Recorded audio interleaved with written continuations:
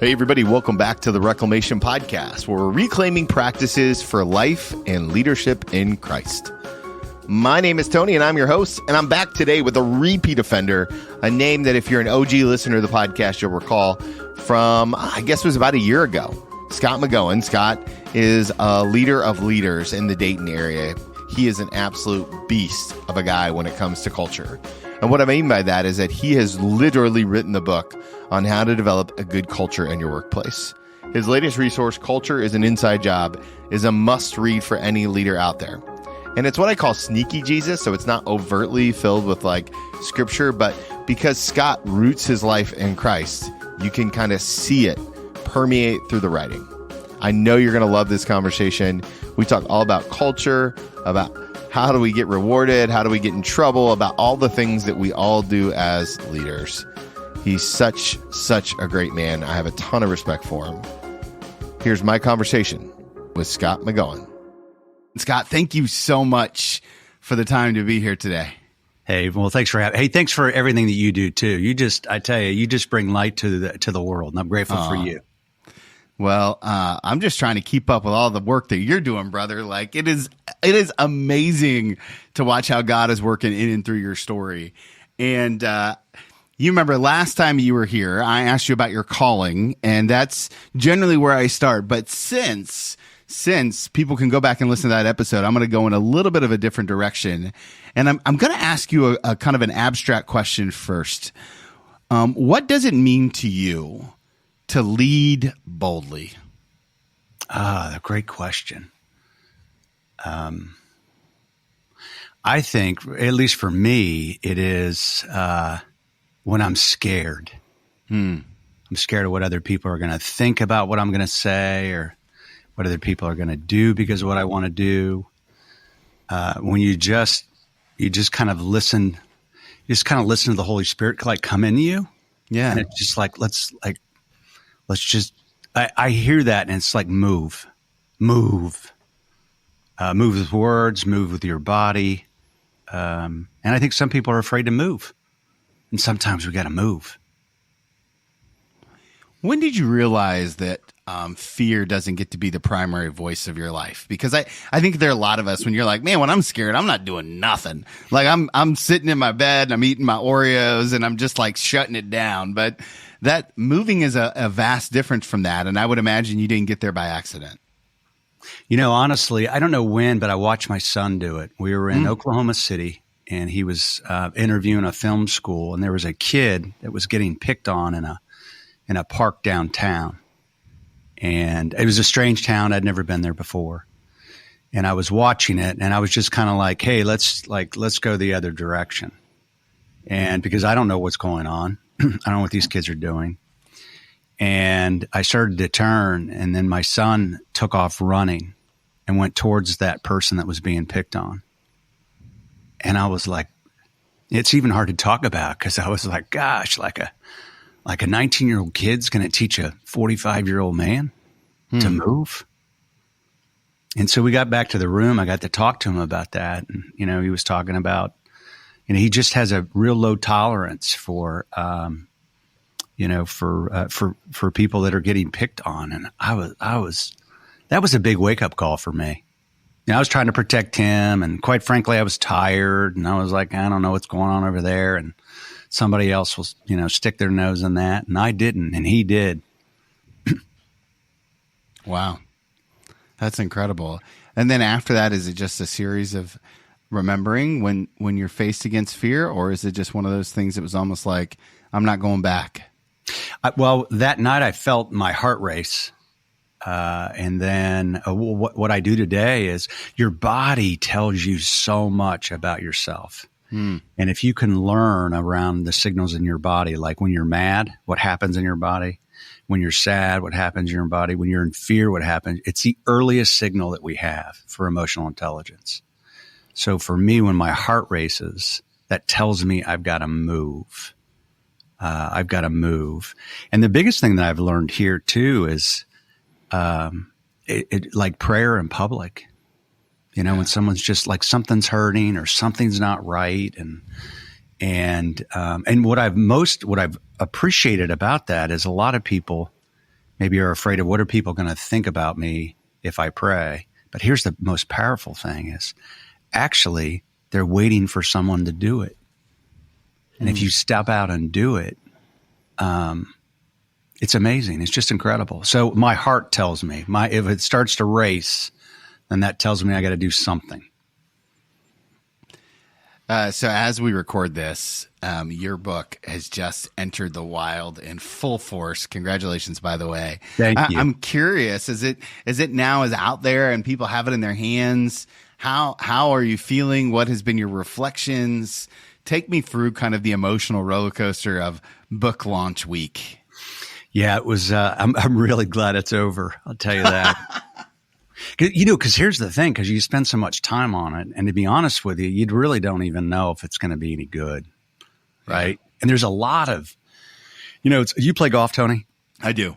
Okay, so it's like you wake up, you're playing golf. You have all these grandiose visions about what a great score you're going to have, and then you come home, you're like, I hate this game. This game's terrible. It's so hard. Yeah. It's the so book hard. was kind of like the same way. Like, I wonder what this is going to be like. And then I had a lot of great help. Kendra Ramirez down in Cincinnati. She's a rock star.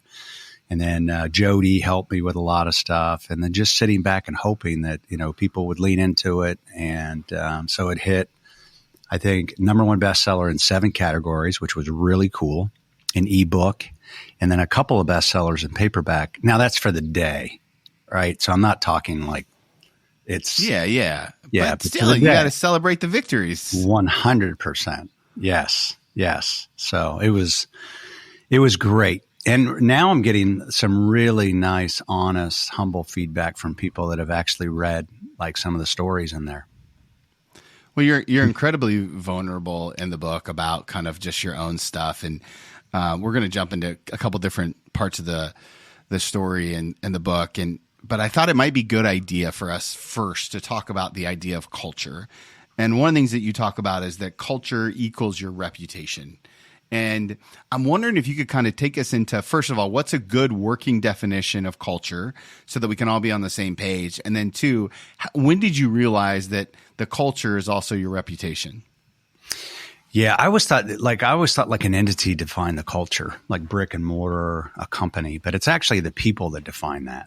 And a culture in an organization, really when people walk into a company or an organization, they look at 2 things. #1 is they look at how do I get rewarded around here? #2, how do I get in trouble? Wow. And if that's confusing, your culture is wonky.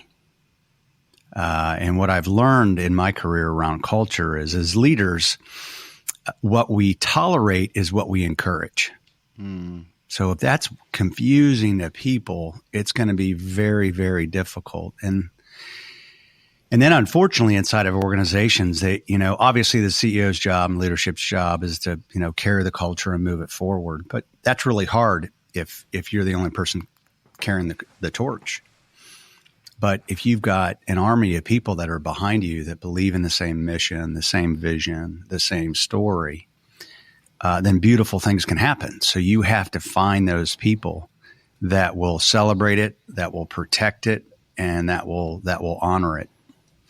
But ultimately, and the reason, really the big premise for the book is, Tony, it's less probably about organizational culture and more about individual culture and how we carry ourselves.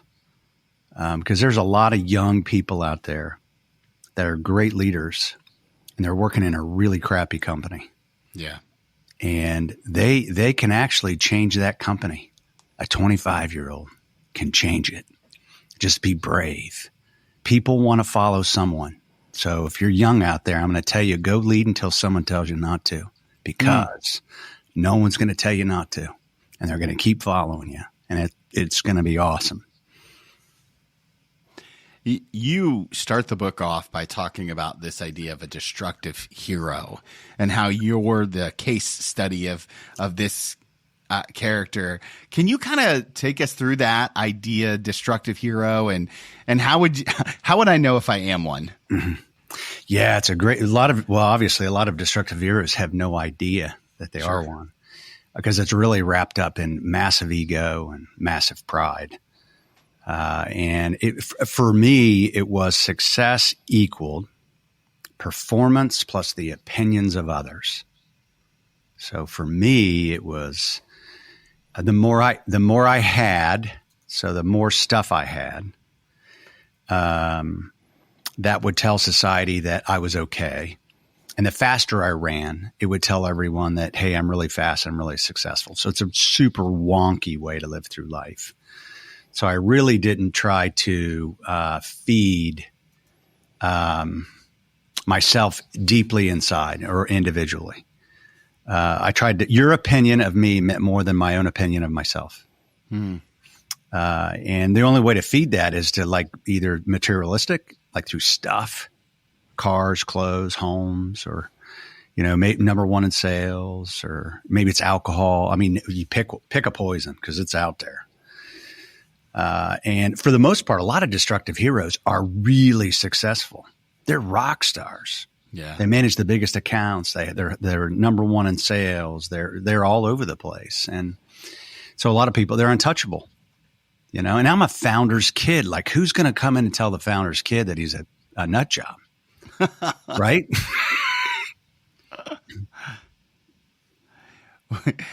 Okay. So how does somebody do that? Right. I mean, there's somebody listening right now who's leading a team that realize that they may have a destructive hero on there. First of all, how do you confirm that it's actually that they're a destructive hero? How do you know for sure? What are the signs? And two, what do you do about it? Yeah, I mean, well, in the book too, I talk about Victoria Rieger, who worked here for 25 years, who came on my office and said, you have values painted on the wall. You don't exhibit one of them. And I have my own values, and you torque them every day. Today's my last day.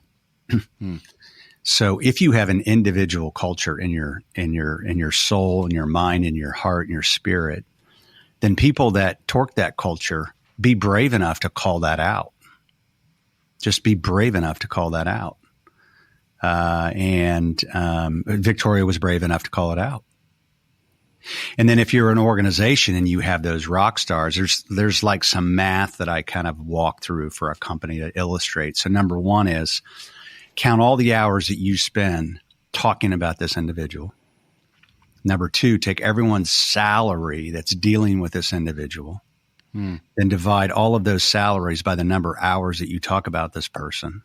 Then you got to add up all the people that left your company because of this person, all the body bags you had to zip up, and then add that all together, and you're probably a third of the way there in regards to what that person's costing you. Wow.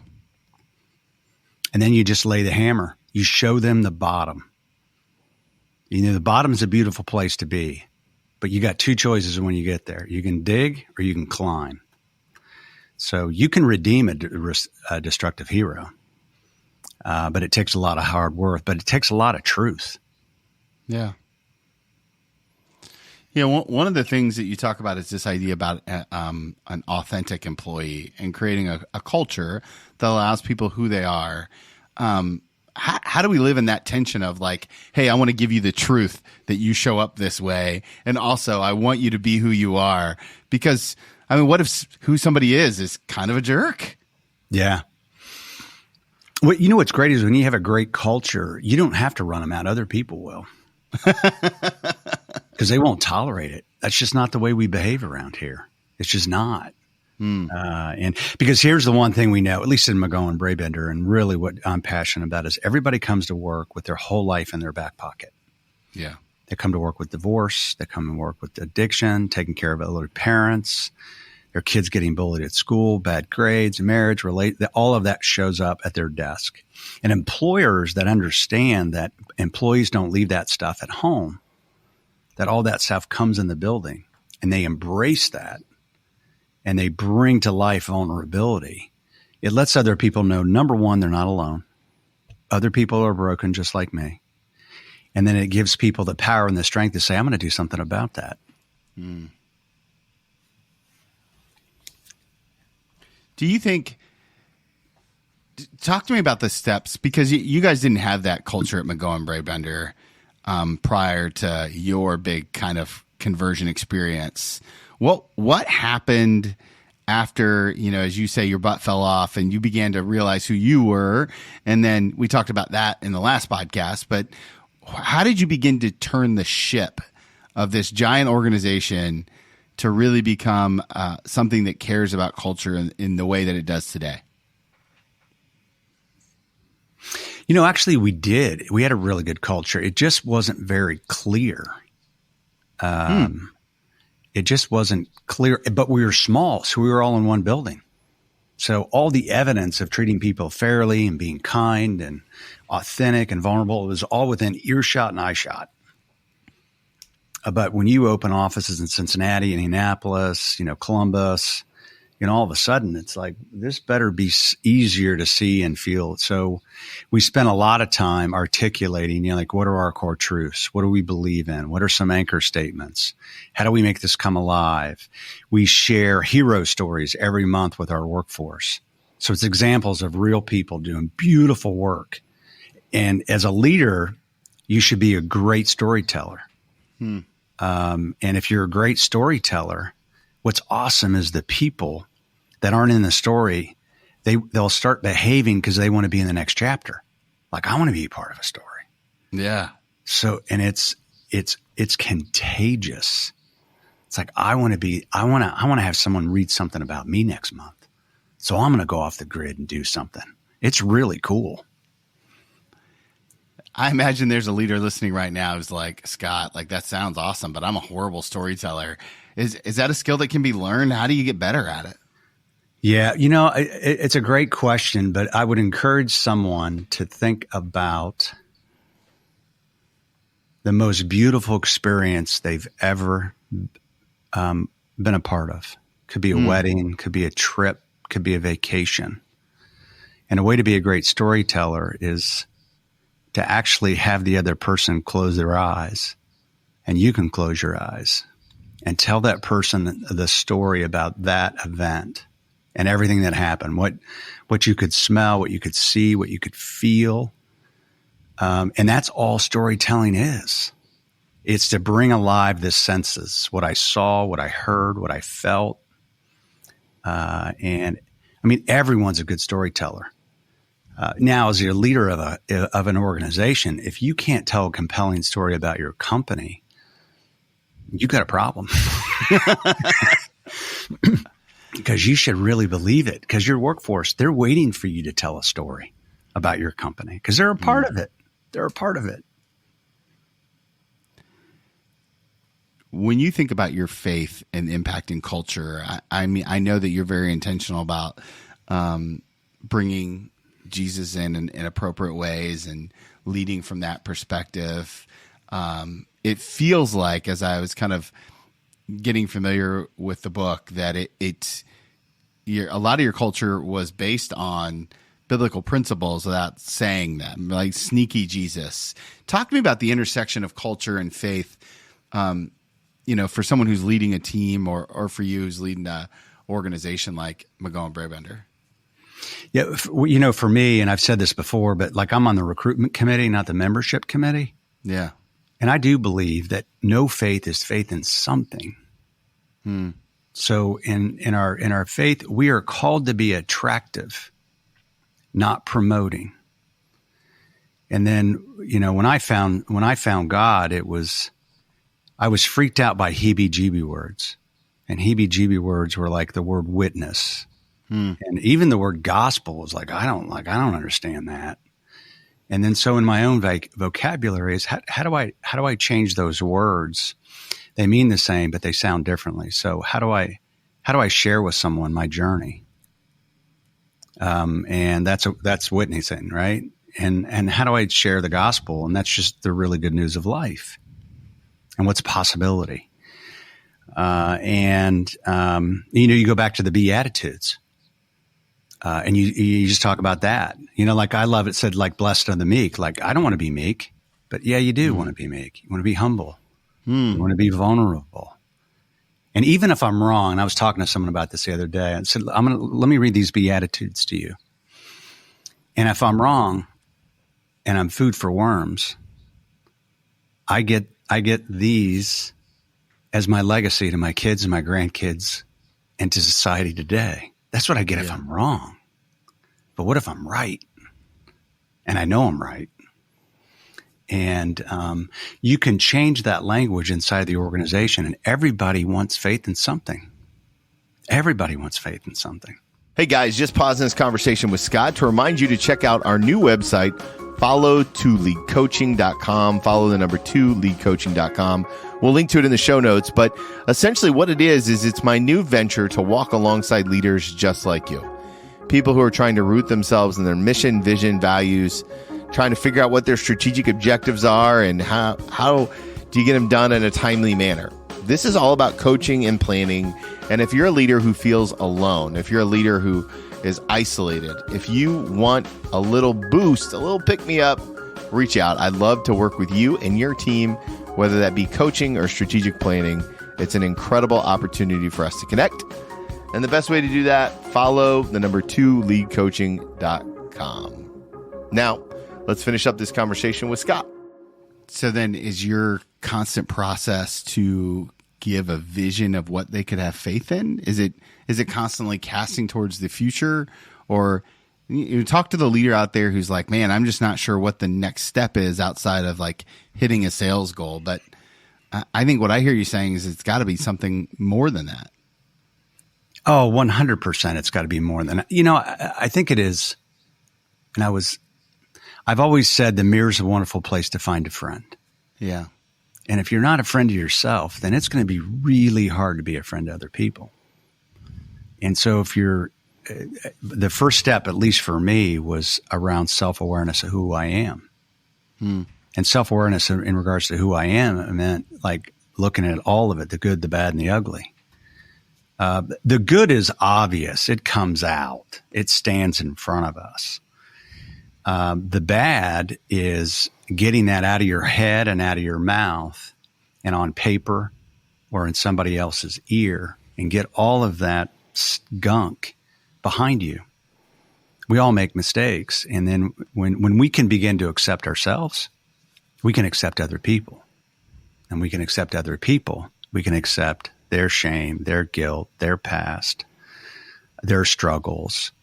And it builds confidence in them when we're vulnerable enough to have those conversations with them. So I'm not sure I answered your question very clearly. But our job, and I shouldn't say our job, my job is to bring light into the darkness. Yeah. And everybody's broken. Everybody's hurting. Everybody. Even the people with all the makeup on and the suits on and the fancy homes in Self-Centerville or Egowood. And I live there. Yeah. Everybody's struggling with something. And when you can be vulnerable enough and you can crack that mortar and bring light into that, you can change the world. But if you're just putting concrete over that every day because you want to look big and strong and tall, I lived that life, and that life sucked. It sucked. On last time you were on the podcast, one of the things that you talked about was that you could see the finish line of your time at McGohan Brabender, like it's there, right? You can see it. It's out there. It's one of the things that was really interesting about the resource, this book, is that you talk about what it means to future-proof the culture. And I'm wondering if you could kind of dive into this idea about how you came up with this, like, this is how we're going to prevent the culture from getting off the rails, even when I'm not here or when the next CEO is not here, like that sort of thing, and kind of paint that picture for us. Yeah. I mean, it's just relentless communication. You know, and as a leader too, when you think you're tired of talking about it, like, they all get it. You're not even a third of the way there. You just have to rinse and repeat, rinse and repeat, rinse and repeat. And then give people, specific examples. Like one of the things we say is, making the future brilliant. And then we have anchor statements beneath that. And we believe that the future belongs to the curious and the brave. And so we'll talk about that in a video format. We'll talk about that in email format. We'll talk about it in an employee format. And there are some people that say, yeah, I got it. I'm like, okay. But we just hired 4 more people yesterday. And guess what? They don't have it. Yeah. So we're going to just keep talking about it, keep talking about it, keep talking about it. And if there's anything to really get in the core and the essence of the workforce, it's a strong belief in what the company believes in. Here, because this is what I believe. When you build a culture like that, and I'll just talk about McGohan Brabender. I look at McGohan Brabender today as an entity, and I look at McGohan Brabender as as a woman. She's a lady. We treat a lady with respect. We affirm that lady. We nurture, we take care, we protect her. So it's not Scott McGohan saying this is what we're going to do. And then we sold our company to our employees. So they're all owners. So our job is to protect this entity, this beautiful thing that we're a part of, not to make Scott McGohan happy. Does that make sense? Yeah. Well, that's a lot cooler than making me happy, is making the future happy. And it's, should I say it's hard work? Yeah, because it takes time. And as a leader, other leaders will come up and say, man, you're talking about that too much. And don't listen to them. Just keep talking about it. Keep talking about it. Keep talking about it. And when you're tired, keep talking about it. Keep talking about it.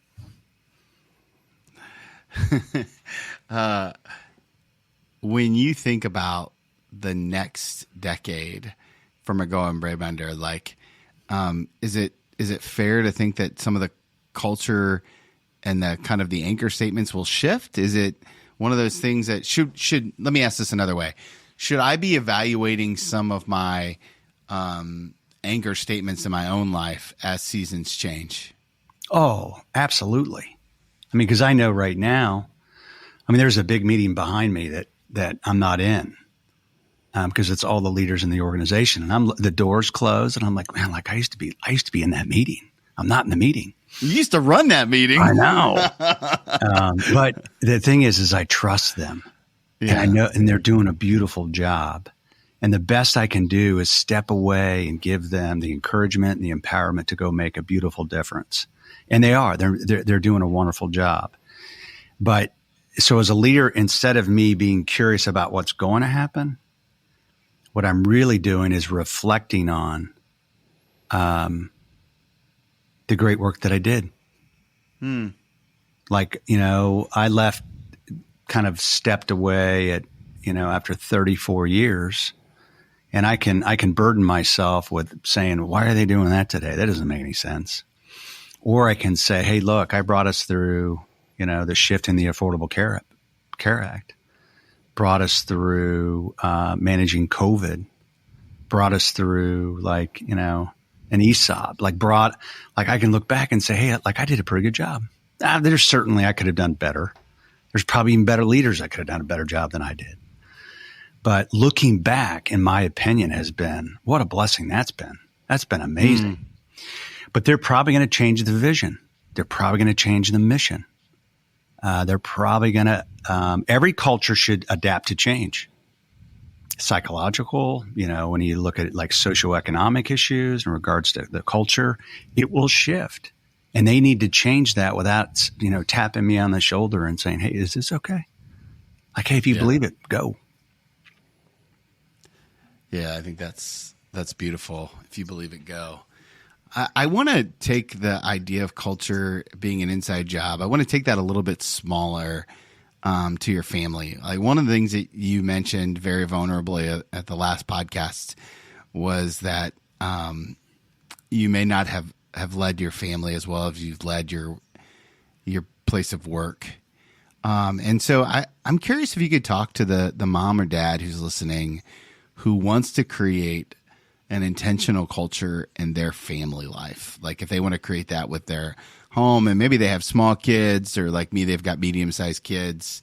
And, what are some of the steps that you recommend to start impacting the culture within the place that we call home? Yeah, great question. it, I think, for looking back, unfortunately, I had a behavior in this building, then I had a behavior at home.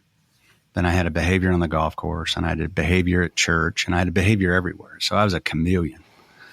And tearing down those masks is really hard. But, honestly, I think if you're willing to sit down with your family and talk to them, and I'd probably spend some time, writing some things out.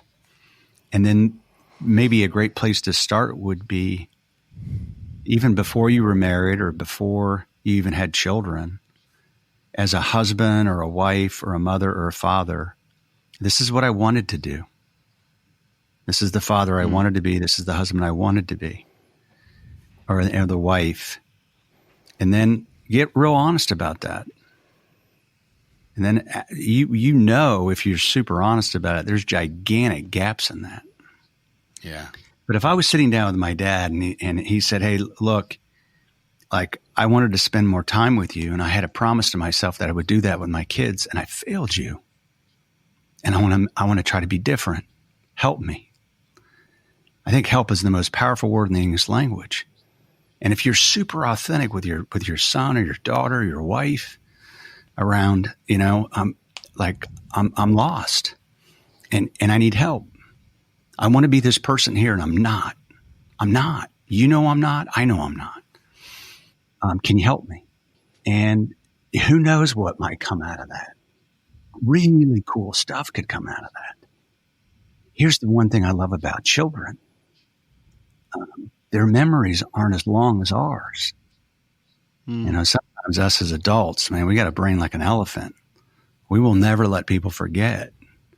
But children, they are so accepting that they'll forget the deadbeat dad if the dad redeems and restores himself. They'll forget that dad, and that new dad's available. That new mom's available.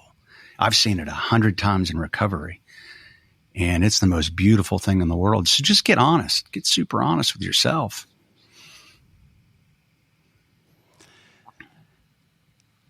When you look at your kids today, how do you see that honesty that you've shared being passed on to them? I mean, you've already shared one story, but now that I'm kind of looking specifically from the grandparent seat, right? Like you're shifting culture now, kind of from the outside in, inside out. Kind of, it's a way different vibe I would imagine in your family now that you're the grandpa and not just the dad, and you've got more time than you've ever had, and filling it up with things that you want to do more intentionally.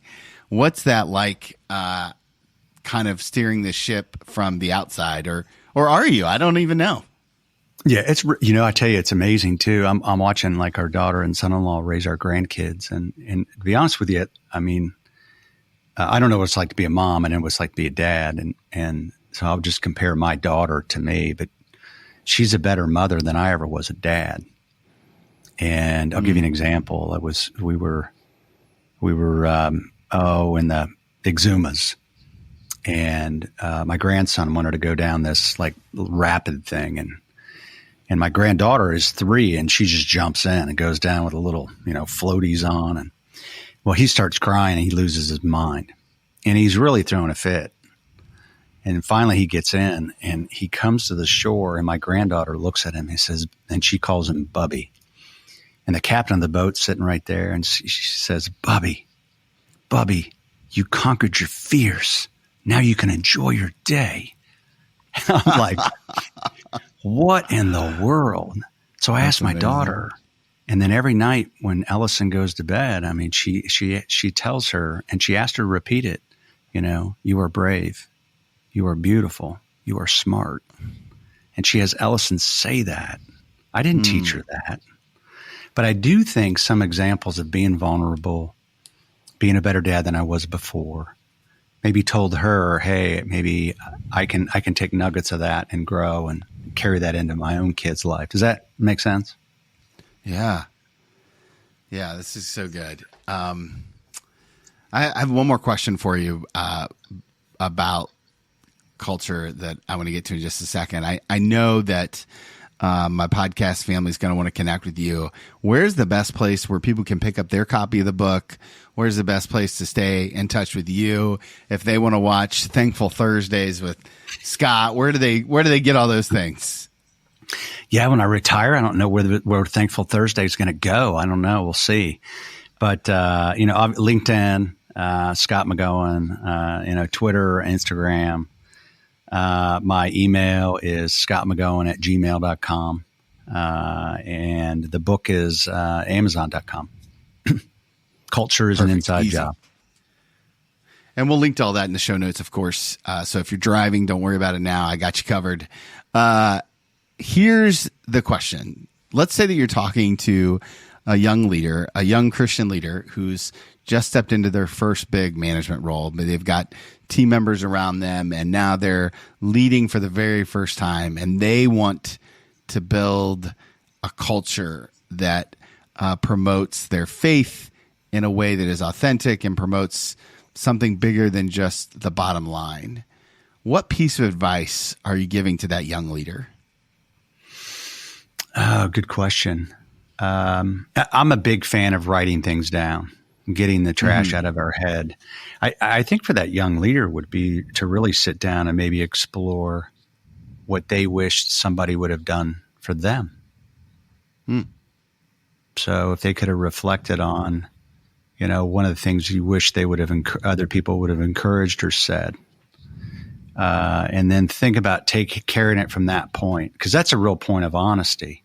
Is, hey, I'm a brand new leader, and I'm really trying my best.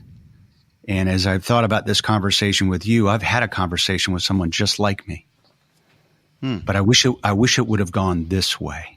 So this is the way I'm going to carry the conversation. And I think that would be just a beautiful beginning, because there's no motive there. Does that make sense? There's no motive. And then, and honestly, I tell a lot of leaders this too. We all have like employees' addresses, right? So like, I know I could find your address, but sometimes get in your car and drive by their house, understand their world, go to their desk, go to their cube, look at the pictures on their cube. They have grandparents, kids. They like the Bengals. They hate the Bengals. They have stuff all over their office environment that says these are important to me. And if you don't know that, because it's there every day. Yeah. And last time I checked, you've got keys to the building. You can go there anytime and sit in their chair and experience what they care about and know about that. Take notes, and don't try to read some leadership book and take an agenda. Just be honest and humble with people. Because as nervous as you are, they're 10 times more nervous. So now that the book is out in the world, what's the next creative venture that you're going to embark on? I don't know. Book number 2? We started a podcast, Culture's an Inside Job. So we're kicking that off. It was really kind of cool. We've got like 12 episodes. So we'll do that. And then I've got a deep passion for mental health and substance abuse. So I've got a lot of energy around, is there a new engine that maybe I could create? But I told my wife, Lori, you followed me for 35 years and I'll follow you in the last third. So me doing nothing doesn't end well for humanity or anybody. But if you raise your hand outside of ballroom dancing, I think I'll do just about anything. Oh, that's so good. Scott, thank you so much for what you've poured into our community and for this writing and for your heart. And it's just an absolute joy to get to talk with a leader your magnitude and to see how God is working in and through your life. So thank you. Well, thank you for honestly for being a friend, and thank you for being in such an encourager. Know that the things that you do matters, and without Jesus in my life, I can't even imagine what my life would look like. But man, it's just, and I know you're wrapping up, but I feel like I'm in heaven right now, and I know heaven's going to be better than this. So it is. It's been an incredible ride, and I'm looking forward to the future with people like you. So keep doing the good work. Amen, brother. Amen. Loved this conversation with Scott. I appreciate his gift of storytelling and how he does it so well, about how faith is such an integral part of his life and how we bring it all to the table with us. The idea that every person in our organization brings something with them is such an incredible gift. Do me a favor, pick up a copy of Scott's latest book, Culture's an Inside Job. Follow him on LinkedIn. I'll link to it in the show notes. And hey, share this episode with a friend. Maybe somebody who you know wrestles with culture. And if there's anything I can do to help you, let me know. You can hit me up on LinkedIn or Instagram. As always, guys, I'm incredibly thankful for you. And remember, if you want to follow Jesus, you must be willing to move.